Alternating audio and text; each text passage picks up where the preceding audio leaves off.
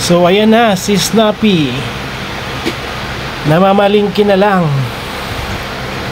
So after ko mag-vlogging, no, pagkatapos nating ma-monetize sa YouTube, medyo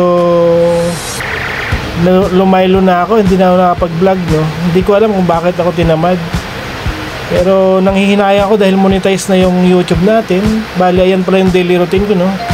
So umaga na mamalingki, tapos sa gabi pasok ulit sa ating trabaho. Nagtayo pa lang ng business kaya nahinto mag-vlog, no. Canteen business. So plan ko pa rin mag-vlog, pagpatuloy yung vlog na bali ang i-upload ko na lang muna is yung mga daily routine ko.